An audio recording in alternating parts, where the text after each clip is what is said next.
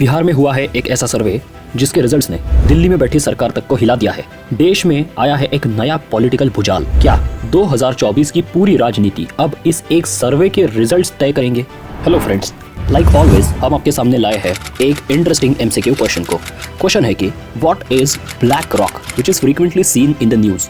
Options है military exercise between US and Indian army, a computer virus, asset management company या फिर a newly discovered compound in Argentinian coal mines. तो friends, आज हम आपके सामने लाए हैं सेंसस के बारे में कुछ इंटरेस्टिंग इन्फॉर्मेशन और इस कॉन्टेक्स्ट में जो लेटेस्ट डेवलपमेंट है जो कि बिहार में हुआ कास्ट सेंसस जिसने पॉलिटिकल सर्कल्स में शिवर्स ला दिए हैं। तो बेसिकली सेंसस या फिर जिसे हम जनगणना कहते हैं, ये एक ऐसी एक्सरसाइज है जो हर 10 साल में कराया जाता है to measure the overall population of the country, that is the territory of India, और जिसके बेसिस पर जो कलेक्टेड डेटा है उसको फिर सैम्पलिंग करके आगे डीप एनालिसिस करके आप और हमारे लिए जो बेस्ट पॉलिसीज एंड स्कीम्स लानी है, कौन से सेक्शंस ऑफ सोसाइटी को अभी सब्सिडी की ज़्यादा ज़रूरत है और ओवरऑल कंट्री की क्या दिशा होनी चाहिए टू अचीव इंक्लूसिव डेवलपमेंट, ऐसी सारी चीज़ें सेंसस के थ्रू गवर्नमेंट फॉर्मुलेट करती है। एक्चुअली अगर ब्रीफ में समझने जाए तो सेंसस की शुरुआत इंडिया में हुई थी 1872 में लॉर्ड मेयो के टाइम पर, जो एक नॉन सिंक्रोनस सेंसस था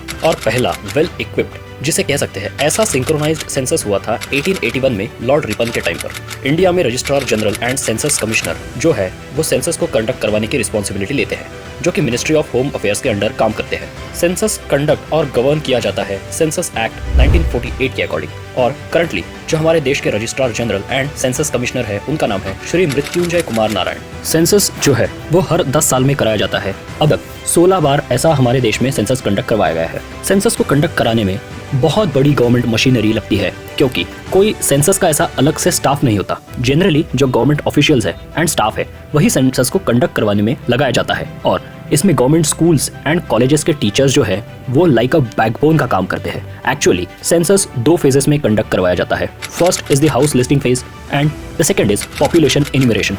फर्स्ट स्टेज में सिर्फ घरों का एंड लोकेलिटीज का एक तरह से सर्वे होता है एंड घरों को मैप एंड मार्क किया जाता है। सेकेंड फेज में वो लोग एक एक इंडिविजुअल के घर आकर उनसे उनकी डिटेल्ड इन्फॉर्मेशन पूछते हैं, और उस इन्फॉर्मेशन के आधार पर ही आपके और देश के आने वाले 10 सालों को और इवन उसके अगले कई वर्षों का जो भविष्य है वो तय होता है। सो ये हर एक सिटीजन की मॉरल रिस्पॉन्सिबिलिटी भी बनती है कि वो सेंसस के टाइम पर बिल्कुल सही इन्फॉर्मेशन दे और देश को आगे बढ़ाने में अपना योगदान दे।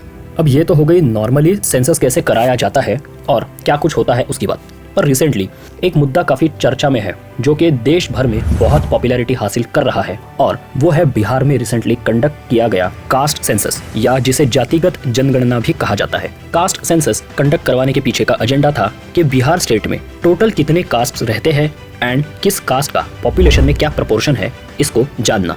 जहां कुछ पार्टीज इसका कड़ा विरोध कर रही है, वही जो रूलिंग पार्टीज है मोस्टली या फिर जो कंट्री में अपोजिशन की मेजॉरिटी पार्टीज है वो इसका फेवर कर रही है, और इवन पूरे देश में इसको लागू कराने की मांग भी अभी उठते हुए दिखाई दे रही है। पर क्यों? क्योंकि इसके जो रिजल्ट्स है वो काफी चौंकाने वाले आए हैं। एक्चुअली बिहार कास्ट सेंसस का जो डेटा पब्लिश हुआ है उसमें ओबीसी एंड ईबीसी यानी other backward classes and extremely backward classes का जो नंबर है वो है अ वुपिंग 63%। और अगर रिलीजन के एंगल से देखें तो कुछ मार्जिनल चेंजेस ही आए हैं सारे रिलीजन्स के पॉपुलेशन में as compare to the 2011 census. By the way, आप में से किसी के दिमाग में ये क्वेश्चन आया है कि अगर सेंसस हर 10 साल में कराया जाता है एंड लास्ट सेंसस 2011 में हुआ था, तो अब तक उसी सेंसस के नंबर्स क्यों दिखाए जा रहे हैं? आई मीन 2021 में भी तो सेंसस हुआ ही होगा ना। But the answer is no. Due to कोविड-19 पैंडेमिक सेंसस को पोस्टपोन कर दिया गया था, जो कि अब 2023 में करवाने के प्रोसेस स्टार्ट हो रही है।